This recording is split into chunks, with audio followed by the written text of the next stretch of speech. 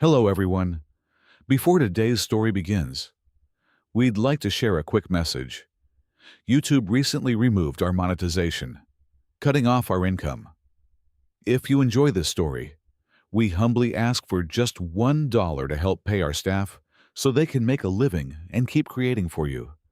Thank you for saving us. Now, let's begin the story. The howling winds of a Category 5 superstorm battered the reinforced permaglass windows of the Sector 4 vertical farm, rising 150 stories above the desolate expanse of the American plains. The immense agricultural tower swayed slightly under the violent atmospheric pressure. Rain lashed against the exterior metal plating like buckshot. But inside the main control room on the 50th floor, the environment was just another monotonous night shift. Abraham Adams sat slumped in a worn ergonomic chair, nursing a lukewarm cup of synthetic coffee. He was a man built for the industrial age that humanity had left behind, carrying a thick beard, calloused hands, and a permanent expression of exhausted sarcasm. At 2 o'clock in the morning, the only thing the 35-year-old maintenance supervisor wanted was complete silence. Instead, the automated facility system decided to throw a massive digital temper tantrum. A blaring red light strobed across the main control panels, accompanied by an artificial female voice repeating a critical error message. The disruption was localized deep in the bowels of the tower, specifically down in sub-level 90. It was the high-grade microbial biofertilizer mixing chamber, a windowless sector that smelled exactly as terrible as the name implied. The telemetry data on the screen indicated a massive blockage in the primary recycling vat. The automated protocol had engaged on its own, but whatever was stuck inside the intake valve heavily resisted the industrial crushers. Abraham groaned, setting his cup down with a heavy thud. He wiped a rough hand across his face, muttering, "Automated farming was supposed to be the absolute pinnacle of human convenience. Clearly, the engineers never spent a single night dealing with the fermented algae sludge." He pushed himself out of the comfortable chair and walked heavily over to the emergency maintenance locker. Abraham did not bother with the delicate diagnostic tablets or the remote drone operators. When sub-level 90 threw a critical hardware error, it always required brute force. He grabbed his heavy hydraulic wrench, a massive piece of solid steel and pneumatic tubing weighing close to 40 pounds. Next, he unhooked a mechanical pressure gauge from the wall and slung its thick leather strap over his broad shoulder. The elevator ride down took precisely 3 minutes, plunging him deep into the bedrock beneath the flooded plains. The internal temperature steadily rose with every passing floor, and the recycled air grew thick with the pungent, eye-watering stench of ammonia and decomposing organic material. When the heavy elevator doors finally opened, the deafening sound of grinding machinery echoed through the cavernous concrete hallway. Abraham walked with deliberate, heavy steps toward the flashing yellow warning beacons of the primary mixing unit. The thick steel door of the chamber was sealed completely shut, the locking mechanism hopelessly jammed by a sudden buildup of extreme internal pressure. The digital override keypad mounted on the wall was completely dead, violently short-circuited by a spray of corrosive biological fluid. Abraham did not hesitate. He wedged the thick, heavy head of the hydraulic wrench directly into the narrow gap between the mechanical locking gears. Bracing his heavy work boots against the slippery concrete floor, he forcefully activated the pneumatic piston. The wrench hissed loudly, applying several tons of pressure directly to the jammed lock. Metal shrieked loudly in protest before the locking bolt finally snapped with a violent, echoing crack. Abraham immediately grabbed the manual release wheel, strained his back muscles, and threw the heavy steel door wide open. Thick green steam immediately billowed out into the hallway, carrying a smell foul enough to instantly knock down a charging rhinoceros. Abraham waved the toxic vapor away with his hand, shining his heavy-duty industrial flashlight down into the massive cavern of the recycling vat. He fully expected to find a collapsed filtration pipe, or perhaps a mutated swamp rat. Instead, he found a scene that completely shattered his entire understanding of agricultural maintenance. Thrashing around wildly in a deep pool of slimy, neon-green biological fluid was a young woman. However, she was entirely and unmistakably alien. She wore an intricate, futuristic suit of armor pulsing with a luminescent blue energy, though it was currently caked in thick layers of a foul-smelling microbial waste. Her facial features were distinctly humanoid, yet her flawless skin carried a faint, iridescent violet hue, and her hair flowed freely like spun silver despite being matted heavily with the toxic sludge. Hovering aggressively directly above her was the automated sorting crane of the facility. Its massive titanium claws descended repeatedly, ruthlessly attempting to scoop her up and drop her straight into the industrial grinder. The machine's primitive optical sensors had clearly categorized her strange energy signature as anomalous organic waste needing to be recycled. The girl fought back with astonishing grace and agility. She parried the heavy metal claws with bright sparks of energy flaring from her armored gauntlets, glaring up at the soulless machine with pure aristocratic fury. She shouted at the mechanical beast, her voice ringing out loudly in a crystalline, melodic language sounding entirely foreign to human ears.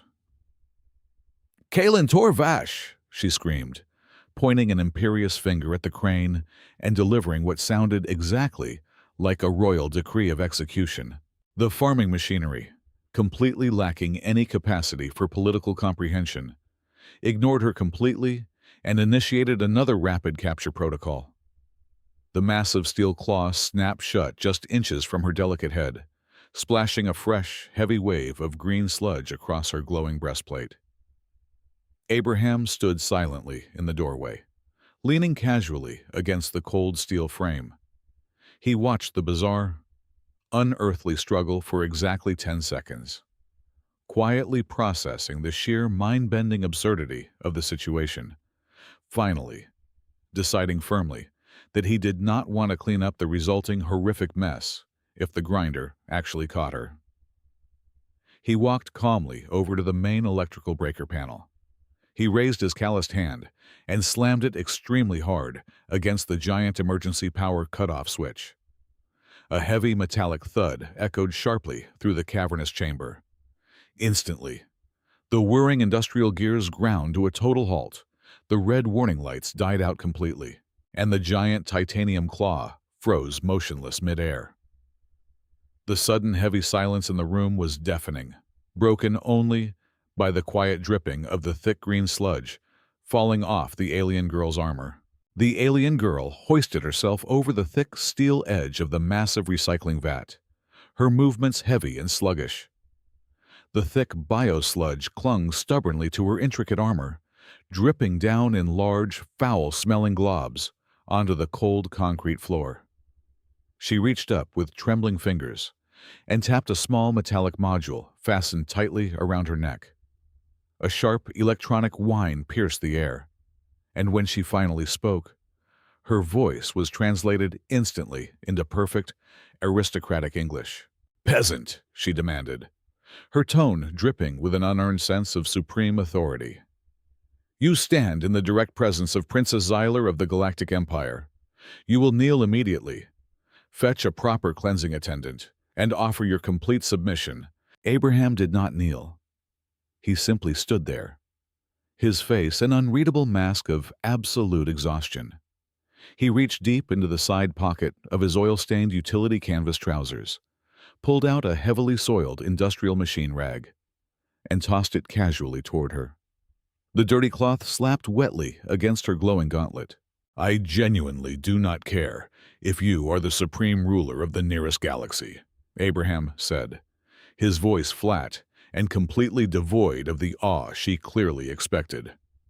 "You are currently trespassing inside a highly restricted United States government agricultural facility. More importantly, You are heavily contaminating my primary microbial digestion tank. I want a very clear explanation detailing exactly how you bypassed 3 separate layers of biometric security and ended up swimming in fermented fertilizer. Xylar furiously scrubbed the stinging green slime from her pale face. She tried desperately to maintain her royal posture, but the horrific, eye-watering stench of the organic waste completely shattered the illusion of majesty. She pointed a slender, slime-covered finger toward a shattered metallic device strapped tightly to her left wrist. Bright sparks of violet electricity occasionally leaped from the ruined circuitry, hissing whenever they touched the wet sludge. My quantum spatial displacement device suffered a catastrophic failure during transit, Xylar explained, her arrogant tone shifting slightly to reveal genuine frustration. I was attempting a desperate low-orbit tactical jump, but the severe magnetic interference generated by the Category 5 superstorm currently raging outside completely scrambled my landing coordinates. I absolutely did not intend to materialize inside this vile pool of liquid decay. Abraham crossed his heavy, muscular arms over his broad chest, clearly unimpressed by the science fiction terminology. A giant storm disrupted your magic teleportation bracelet? Right. And why exactly were you jumping blindly from orbit at 2 o'clock in the morning? Xylar looked around the dimly lit subterranean level, her bright eyes darting nervously toward the dark, shadowed corners of the massive industrial room. When she spoke again, her voice had dropped into an urgent, breathless whisper. Because I am being relentlessly hunted. They are an elite strike force, universally recognized as the deadliest executioners in the known cosmos. They are known only as the Space Darkness, and they will not stop hunting until my royal blood is completely drained. Abraham let out a heavy, incredibly tired sigh. He reached down and unclipped the heavy, portable maintenance monitor from his thick leather utility belt. He fully intended to call the facility security office and have the heavily armed guards escort this severely delusional intruder directly to a psychiatric ward. Listen closely, Princess. The only darkness down in this basement is a blown electrical fuse over on level 80. Let me just call the night guards, and we can get you safely out of that ridiculous glowing suit. He tapped the reinforced glass screen of his monitor to bring up the facility-wide camera surveillance feed. Before his calloused finger could even press the main communication icon, the bright screen flickered violently and died. It did not just power down normally. The digital video feed was instantly replaced by a swirling, chaotic vortex of black static. Abraham frowned deeply, tapping the screen a second time with much more force. Suddenly, the harsh backup emergency lights illuminating the cavernous mixing chamber sputtered, whined loudly, and died. The entire closed-circuit security grid of the massive agricultural tower completely vanished from the internal network in a fraction of a second. Before Abraham could fully process the sudden digital blackout, a deafening boom echoed from high above. It was not the rolling sound of thunder from the raging storm. It was a massive, concentrated concussive shockwave of pure kinetic force. The impact was so unimaginably violent that the entire 150-story permaglass and steel structure groaned loudly in structural agony. Deep, terrifying vibrations traveled straight down the central concrete support pillars, shaking the solid floor violently beneath their heavy boots and sending a massive fresh wave of green sludge sloshing aggressively out of the recycling vat. Fine gray dust drifted down like snow from the overhead pressure pipes. "They are here!" Xylar gasped, her previous royal authority instantly evaporating into pure, unadulterated terror. She lunged forward and grabbed Abraham tightly by his thick canvas jacket. "They just landed a stealth assault dropship directly on the roof of this structure. We have to run right now." Abraham maintained his steady balance easily, though his mind was now racing at a furious pace.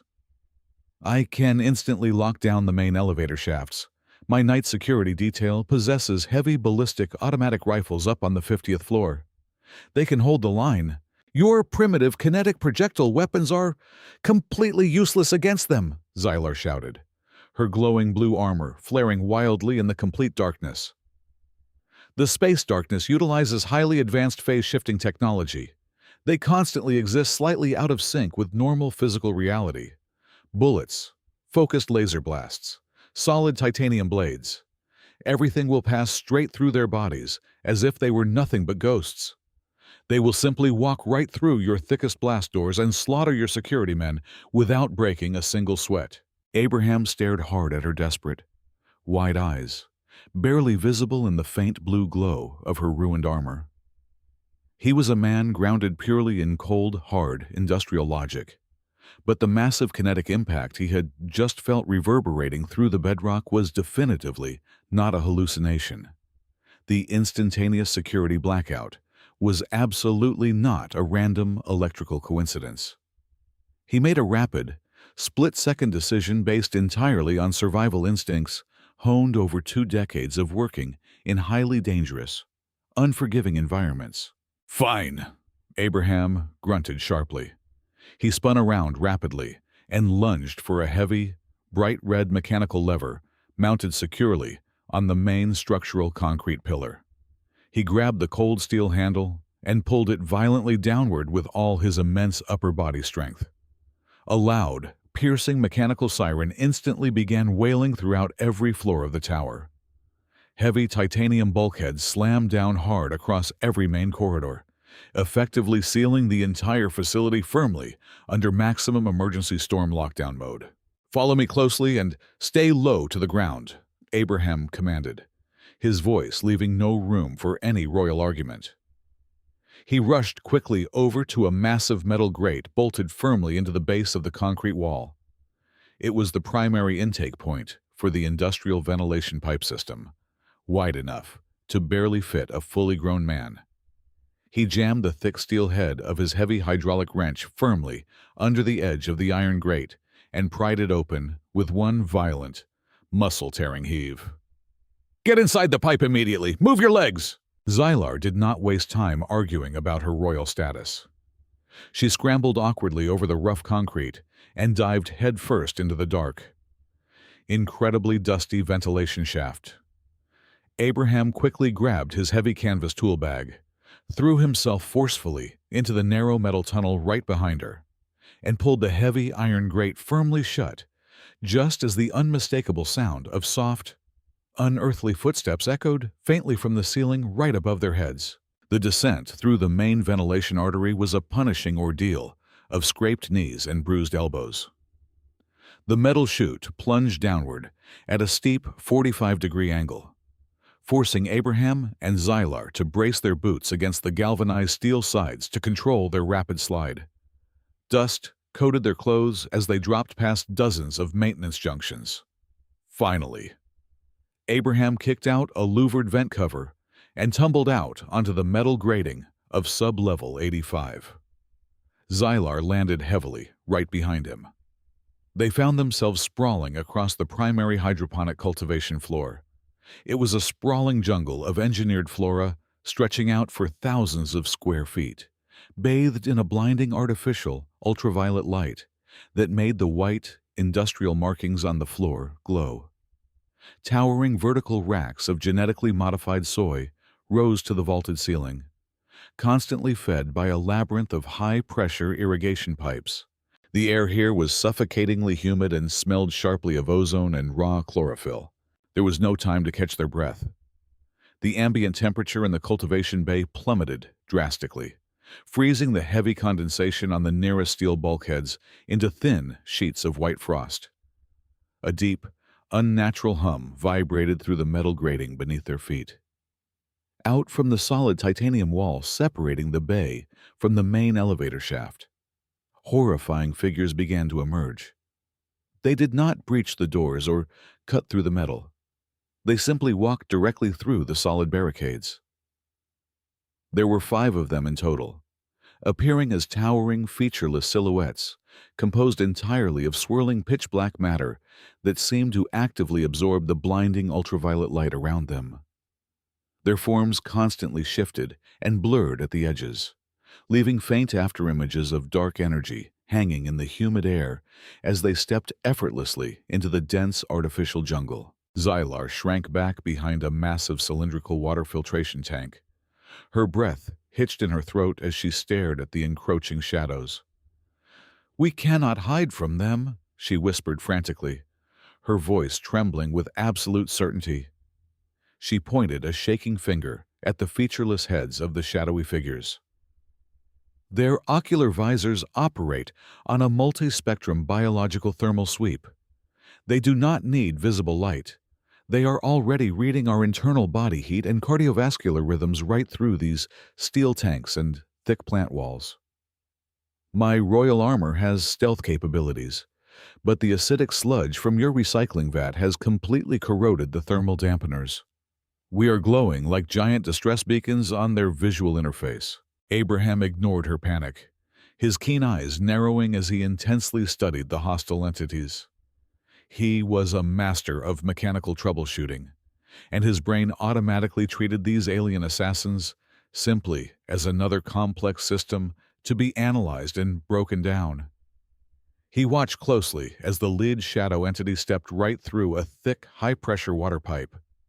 For a fraction of a millisecond, the black, swirling energy field surrounding the assassin rippled and flickered unsteadily as it transitioned from the empty air into the dense, rushing water, and back out again. The entity briefly slowed down, its movements becoming slightly sluggish as its phase-shifting technology struggled momentarily to adjust to the abrupt change in molecular density. A grim, triumphant smile spread slowly across his heavily bearded face. "They are not magic ghosts," Abraham muttered under his breath, leaning closer to Xylar. "That phase-shifting trick they are using relies on rapid molecular calculation. Their energy fields constantly analyze and match the density and temperature of whatever solid object they pass through. I just watched one of them stutter when it walked through a high-pressure water main. Their advanced quantum computers are incredibly fast, but they react poorly to extreme instantaneous environmental shifts. If the temperature and density of the surrounding matter change faster than their armor can calculate, the system will lag, without waiting for her to respond." Abraham sprinted in a low crouch toward the primary environmental control terminal, located at the end of the nearest row of crops. The black figures immediately snapped their faceless heads in his direction, their thermal scanners locking onto his sudden burst of kinetic movement. They raised long, silent energy rifles and began gliding swiftly toward him, phasing right through the towering racks of wheat. Abraham reached the console and smashed his heavy fist against the reinforced glass cover of the manual override switch. He shoved his thick fingers directly into the exposed wiring underneath the shattered panel, ripping out the primary environmental command relays and forcing a manual connection. "Let us see how your elite quantum processors handle absolute zero." Abraham roared into the empty air. With a brutal yank, he crossed the main power feed directly into the emergency cryogenic preservation system. Deep within the ceiling structure, massive industrial valves forcefully snapped open. These valves were originally designed to instantly flash freeze the entire harvest in the highly unlikely event of a catastrophic biological containment breach. Dozens of wide metal nozzles descended rapidly from the overhead rafters, directly positioning themselves above the exact area where the 5 shadow assassins were currently phasing through the crop racks. With an ear-splitting hiss that easily drowned out the roaring superstorm outside, the system dumped hundreds of gallons of super-chilled liquid nitrogen directly into the humid air of the cultivation floor. The ambient temperature plummeted from 85 degrees Fahrenheit down to negative 320 degrees in less than 2 seconds. A massive, impenetrable cloud of dense white vapor violently exploded across the floor, completely swallowing the black figures. The extreme instantaneous drop in temperature completely overwhelmed the phase-shifting technology. The liquid nitrogen mist did not just freeze the air. The microscopic, super-chilled droplets violently slammed into the protective energy field surrounding the assassins. The quantum processors inside their suits desperately tried to calculate the impossible density shift of the rapidly expanding gas, creating an infinite feedback loop. The swirling black energy fields sparked with harsh yellow electricity and abruptly solidified. The five elite killers were instantly ripped right out of their ghostly phase state and slammed back into solid physical reality. Their advanced mechanical suits emitted an agonizing screech of total hardware failure before freezing entirely solid, locking the assassins inside thick, rigid tombs of frosted black armor right in the middle of a stride.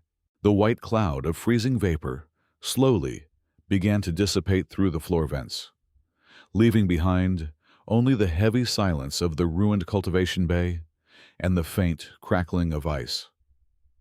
Xylar cautiously stepped out from behind the heavy water tank, her bright eyes wide with absolute profound astonishment. She stared at the five heavily armed frozen statues standing completely immobilized among the shattered wheat stalks. For her entire life, she had been taught that the space darkness were an unstoppable force of nature, completely immune to any physical resistance. Yet, she slowly turned her gaze toward the rough, exhausted human standing by the sparking electrical panel. For the very first time, Princess Xylar looked at this lowly agricultural engineer not as an inferior peasant, but as an absolute tactical genius who had just weaponized simple farm equipment to utterly humiliate the most terrifying technological terror in the universe. The fragile silence of their temporary victory lasted for exactly 15 seconds. A sharp, violently high-pitched frequency whine suddenly began to emit from the frozen, black statues scattered across the ruined wheat field. Deep within their quantum processing cores, the assassins were rapidly calculating a direct countermeasure to the extreme environmental shift. The thick layers of white ice encasing their armored suits began to aggressively fracture, spiderwebbing with hundreds of tiny, glowing red cracks. They were aggressively adjusting their internal phase shield frequencies, creating a localized thermal resonance wave that rapidly boiled the super-chilled nitrogen right off their frames. With a synchronized, terrifying crack, the thick ice violently shattered outward. The dark figures stepped effortlessly out of the melting puddles, their swirling black energy fields now violently vibrating with a furious, unstable crimson hue. They had completely abandoned their stealth protocols and were now locked into a highly aggressive, maximal lethality hunting mode. Abraham did not wait to see what their glowing energy rifles could do. He grabbed Xylar tightly by her gauntlet and dragged her roughly toward the reinforced emergency service stairwell. They practically threw themselves down the heavy iron steps, their boots clanging loudly against the metal as they descended even deeper into the structural foundation of the agricultural tower. The air grew steadily thicker and vastly more oppressive with every single floor they bypassed. When they finally reached a small, dimly lit maintenance, landing on level 120, Xylar suddenly collapsed against the cold steel railing. She was completely gasping for breath, her chest heaving violently beneath the heavy, damaged, glowing blue armor. Her royal spirit, previously so unyielding and proud, was rapidly breaking under the sheer psychological weight of the relentless, impossible pursuit. She looked up at Abraham, her silver hair clinging wetly to her pale face, and finally surrendered the grim political reality of her situation. "It was my father's brother," she confessed, her voice trembling with a mixture of profound exhaustion and deep betrayal. "My royal uncle. For the past 20 years, he has systematically consolidated political power across 3 entirely different star systems. He recently completely drained the Imperial Treasury, spending an astronomical sum of exactly 20 billion galactic credits to secretly hire the space darkness. He intends to stage a tragic, unavoidable accident out here in the lawless Outer Rim, permanently eliminate his only living niece, and violently seize the absolute ruling throne of the Milky Way galaxy for himself. This entire assassination is a highly orchestrated political coup disguised as a random orbital ship malfunction. She pushed herself weakly away from the railing and pointed a shaking finger toward a heavy steel hatch located at the far end of the corridor. "We cannot possibly win this fight," Xylar stated, her tone entirely devoid of hope. "They are an absolute cosmic force. They will rapidly adapt to every single primitive mechanical trick you possess. Behind that hatch is the primary drainage pipeline. It empties directly into the flooded plains, stretching out for hundreds of miles. You know this terrain. You can easily swim out and disappear into the raging superstorm. Take that tunnel right now. Leave me here as a distraction. If you run completely alone this exact second, you have a solid 99% chance of surviving. You are just a simple worker. You owe me absolutely nothing." Abraham stood silently in the dim, flickering amber light of the stairwell. He reached up and slowly wiped a thick layer of engine grease and cold sweat from his deeply lined forehead. He looked at the heavy drainage hatch, then looked directly back at the trembling alien royalty standing before him. He let out a harsh, guttural laugh that echoed loudly down the metal shaft. "Listen to me very carefully, Princess," Abraham said, his voice dropping into a low, completely unyielding growl. "I have spent exactly 15 years keeping this miserable, decaying rust bucket of a farming tower operational. I absolutely refuse to abandon my facility to a bunch of glowing aristocratic ghosts. Furthermore, humanity has a very strict rule about our machinery. We absolutely never ever give up as long as our engines still have fuel and our gears are still turning." Without waiting for another word of royal protest, he grabbed her by the shoulder and aggressively pulled her down the final flight of stairs. They burst violently through a set of massive, reinforced double doors and stumbled directly into the primary organic pulp grinding sector located at the absolute bottom floor of the massive tower. The scale of the subterranean chamber was completely staggering. It was a sprawling, cavernous industrial floor spanning roughly 300,000 square feet. Parked in perfectly aligned, seemingly endless rows were dozens of fully autonomous, heavy-duty agricultural harvesters and massive soil-tilling tractors.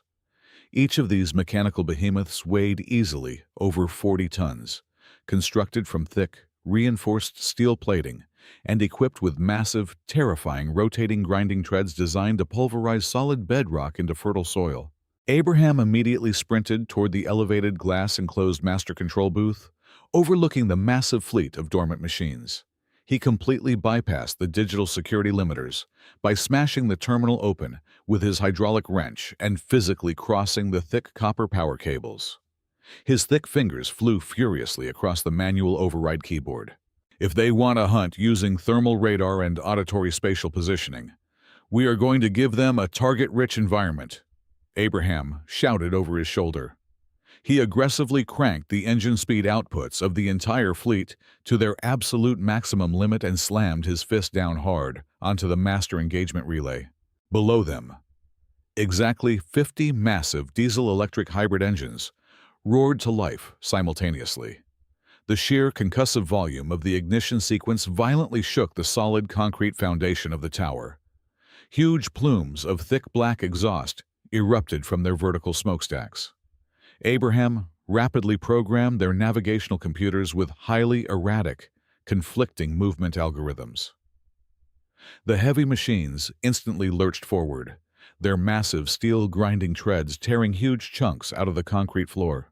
The giant tractors began accelerating wildly around the cavernous chamber, moving at speeds exceeding 50 miles per hour, violently slamming into one another and ricocheting off the reinforced concrete pillars like terrifying 40-ton armored vehicles.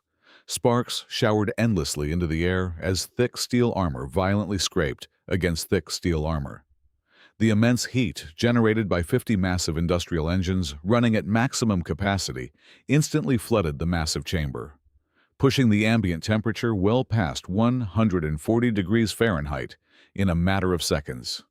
The deafening, apocalyptic roar of grinding metal, shrieking collision alarms, and roaring combustion engines created a completely impenetrable, chaotic wall of pure noise and kinetic energy that vibrated right through a person's bones.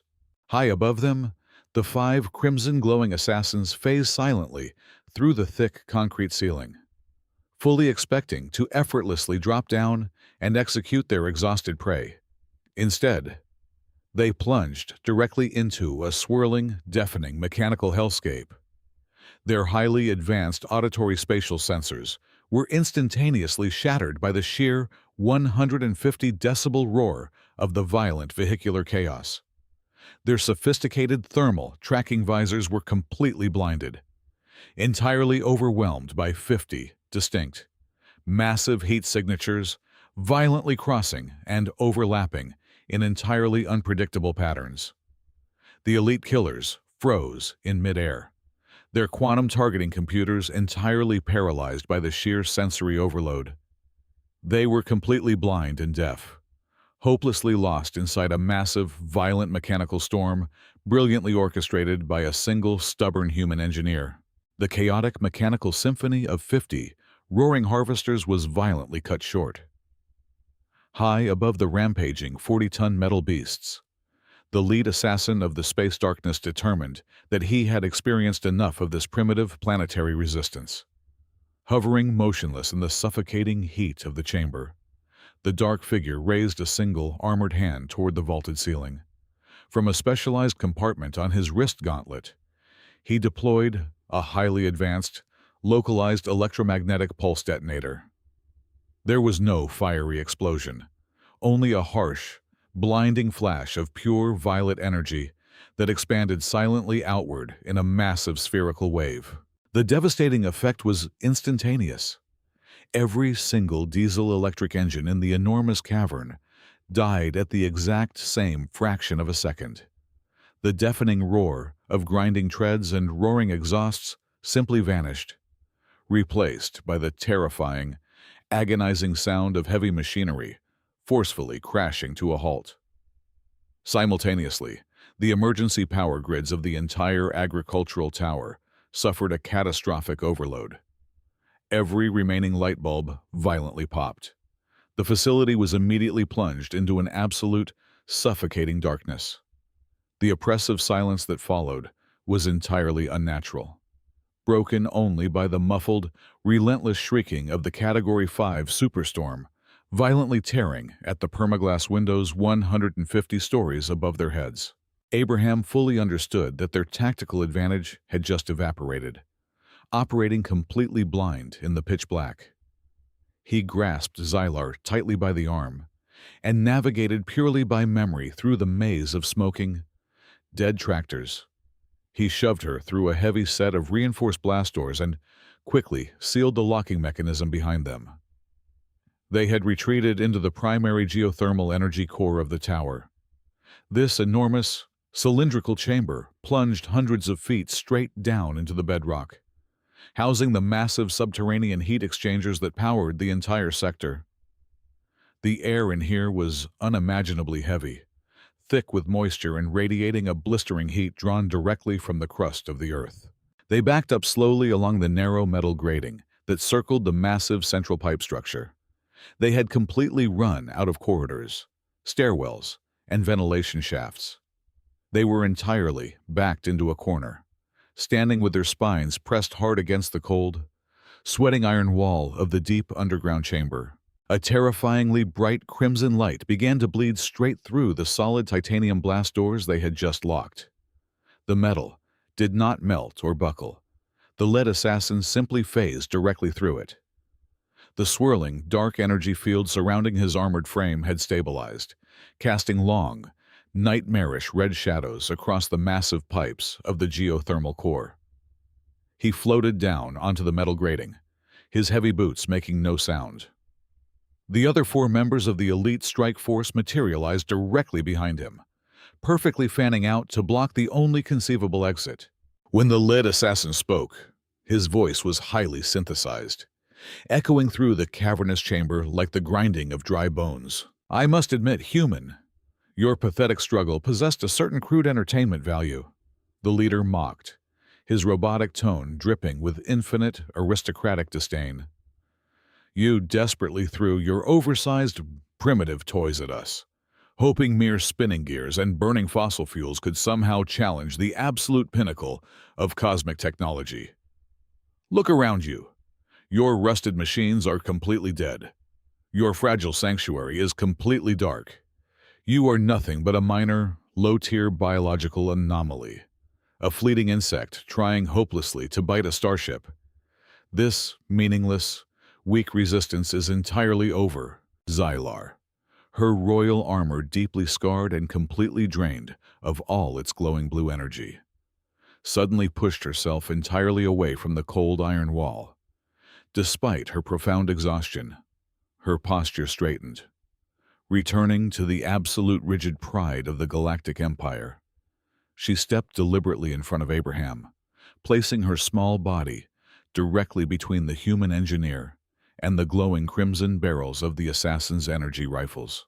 "I am Princess Xylar of the High Galactic Throne," she declared, her voice ringing out clearly over the distant howling of the storm. She stared directly into the featureless, swirling face of her executioner. "I will absolutely not run anymore. I am ready to completely surrender my life to your masters. I will accept my political execution quietly, but only on one highly specific condition. You will lower your weapons, and you will let this primitive human worker walk away unharmed. He is an ignorant peasant who simply got caught in the crossfire of my royal lineage. Spare him, and you shall have my immediate compliance." The lead assassin let out a sound that resembled a sharp burst of static, a digital laugh mocking her profound desperation. He raised his glowing weapon directly toward her chest, completely dismissing her brave, sacrificial offer. However, while the alien executioners were entirely focused on the tragic majesty of the surrendering princess, they completely failed to notice what the human engineer was doing in the dark. Abraham had dropped down onto one knee when Xylar stepped forward. His calloused hands were moving quickly and silently in the red shadows.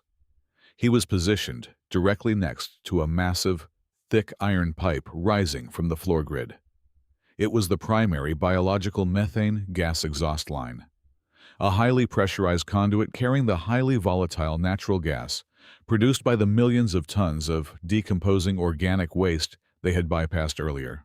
Abraham carefully wedged the heavy steel head of his hydraulic wrench securely onto the master manual pressure release valve, located right at the base of the pipe. Mere inches from the boots of the hovering assassins, gripping the heavy steel handle tightly, he engaged the pneumatic assist and violently wrenched the rusted valve completely open to its absolute maximum capacity. A faint, almost inaudible hissing sound began to rapidly fill the lower levels of the geothermal chamber. The highly combustible, invisible gas was instantly flooding the immediate space directly beneath the strike force. Abraham slowly stood back up, towering over the delicate alien princess he had sworn to protect. He did not look terrified.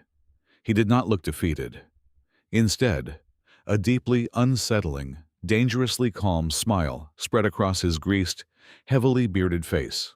"You galactic elites rely way too heavily on those fancy quantum computers and your magical phase-shifting armor," Abraham stated firmly, his deep voice cutting sharply through the tension of the dark room. He reached into his deep utility pocket and casually pulled out his mechanical pressure gauge, dragging his thumb heavily over the exposed sparking flint of the diagnostic lighter attached to its side. "Your advanced energy shields might be able to perfectly calculate and deflect highly concentrated laser blasts or kinetic bullets. But right down here in the dirt, Earth operates on a very specific set of primitive physical laws, and there is not a single piece of fancy alien technology in the entire universe that can simply ignore the basic rules of high-pressure combustion." Abraham flicked his heavy thumb violently across the rugged sparking mechanism of the diagnostic lighter attached to his mechanical pressure gauge. A single, infinitesimally small spark of bright orange electricity jumped across the metal gap. That minuscule point of heat was absolutely all it took. The highly concentrated, invisible cloud of biological methane gas that had rapidly pooled around the hovering assassins ignited instantly. It did not merely burn. It detonated with the absolute ferocity of a newborn star. A blinding wave of pure, superheated blue and orange plasma violently erupted outward, completely filling the immediate space with an unimaginably intense thermal shockwave. Abraham immediately tackled Princess Xylar to the cold metal grating, shielding her delicate frame entirely with his heavy, thick canvas coat as the fiery explosion roared fiercely above their heads. The primary geothermal core room of the agricultural tower had been specifically engineered to withstand the cataclysmic seismic pressures of the deep earth crust. The walls were lined with highly reinforced, multi-layered permaglass and dense tungsten alloy. The explosion completely failed to breach the structural integrity of the massive subterranean chamber. However, because the thick walls held absolutely firm, the violent kinetic force of the blast had nowhere to go but inward, folding back upon itself in a devastatingly concentrated wave of pure physical trauma. More importantly, the rapid combustion of the massive methane cloud instantaneously incinerated every single microscopic molecule of breathable oxygen within the immediate vicinity of the blast radius. A severe, localized vacuum was violently created in a mere fraction of a second. Hovering directly at ground zero, the 5 elite assassins of the space darkness absorbed the absolute maximum punishment of the primitive physical reaction. Their highly advanced phase-shifting energy shields, designed perfectly to calculate and deflect directed energy beams and high-velocity kinetic projectiles, were completely overwhelmed by the sheer, omnipresent thermal expansion. The quantum processors inside their dark armor screamed in digital agony as they simultaneously tried to process the massive kinetic shockwave and the abrupt, absolute lack of atmospheric density. The complex algorithms completely collapsed. Harsh, violently bright yellow sparks aggressively erupted from the joints of their armor. The swirling, terrifying crimson energy fields surrounding their bodies violently short-circuited and died completely. Ripped aggressively out of their protective phase state, the assassins crashed heavily onto the steel grating, their physical bodies now completely exposed to the harsh, suffocating reality of the room, unable to draw even a single breath from the completely depleted atmosphere, and with their advanced mechanical suits instantly locking up in a state of total hardware paralysis. The galaxy's most feared executioners began to violently choke. They thrashed weakly against the cold iron floor, their impenetrable mystique entirely shattered by a simple chemical reaction. Abraham did not waste a single second admiring his own destructive handiwork. As fresh oxygen, slowly, began to violently rush back into the deep, cavernous chamber through the ventilation intakes, he shoved himself off the metal floor and sprinted directly toward a heavy-duty industrial transport crane parked idle near the main heat exchanger. He forcefully kicked the manual ignition lever, bringing the rugged mechanical beast roaring back to life. He quickly grabbed the thick, solid titanium-braided towing cables hooked to the primary winch, moving with the practiced, aggressive efficiency of a man who had spent his entire adult life wrestling with giant machinery. He dragged the heavy metal cables over to the gasping, paralyzed assassins. Before their highly advanced suits could even begin to reboot a single line of recovery code, Abraham ruthlessly wrapped the thick titanium lines tightly around their armored torsos. He hoisted them aggressively into the air and violently lashed them directly to a series of massive, highly reinforced high-density fertilizer storage vats. He locked the mechanical winch securely, leaving the 5 elite cosmic killers dangling completely helpless, bound tightly by simple industrial wire. As Abraham finally wiped a thick mixture of toxic soot and heavy sweat from his deeply lined forehead, a completely different kind of vibration began to shake the agricultural tower. It was not the chaotic howling of the Category 5 superstorm. The massive atmospheric disturbance outside was rapidly breaking apart, forcefully dispersed by the arrival of something unimaginably massive. The heavy blast doors of the geothermal core suddenly shrieked loudly as pure white plasma cutters rapidly sliced through the thick titanium locking mechanisms. The heavy doors crashed violently to the floor, and a heavily armed platoon of soldiers wearing gleaming, pristine silver armor stormed aggressively into the dark, smoky room. They were the vanguard of the Royal Rescue Fleet. They had finally managed to punch a massive hole directly through the eye of the raging superstorm to locate their missing sovereign. The commanding captain of the Royal Guard, a tall alien warrior wielding a massive heavy plasma halberd, marched quickly to the center of the room and immediately dropped down onto one knee before the exhausted princess. "Your Royal Highness," the captain declared loudly, his voice echoing cleanly off the scorched metal walls. "We have scoured 3 entire star systems. We are ready to escort you safely back to the high galactic throne." The captain then slowly raised his head, and his bright eyes widened in absolute, unadulterated shock. He stared in complete disbelief at the massive fertilizer tanks, hanging there. Completely immobilized and thoroughly defeated were the legendary members of the space darkness for centuries. Entire planetary military forces had failed to even slow these assassins down. Yet here they were, tied up like common livestock in a dirty subterranean farming basement. The royal captain slowly turned his deeply confused gaze toward the towering, heavily bearded human engineer wearing a grease-stained canvas jacket and casually holding a battered hydraulic wrench. Princess Xylar stood up tall, her damaged glowing blue armor still carrying the foul stench of microbial biosludge and heavy blast powder. However, her royal posture was entirely restored. She looked at the utterly bewildered face of her royal guard captain, and then she turned to look directly at Abraham Adams. A wide, deeply meaningful smile slowly spread across her pale, violet-hued face. "Captain," Xylar announced clearly, her melodic voice ringing out with absolute, undeniable authority. "You will immediately prepare the royal flagship for our departure, and you will also prepare a prime executive suite aboard the vessel for my newest permanent companion. I have just officially recruited the new Supreme Strategic Advisor for the entire Galactic Empire.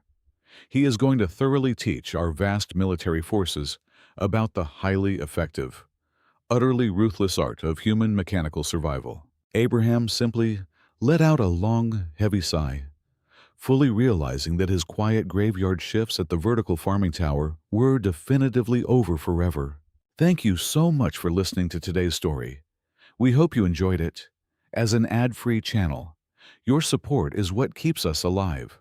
Please support Sci-Fi Stories with just $1 via the QR code on the screen, or click the link in the description box or pinned comment. Also, we'd love to connect with you. Please leave a comment telling us which city or state you're listening from. Thank you for standing with us, and see you in the next stories.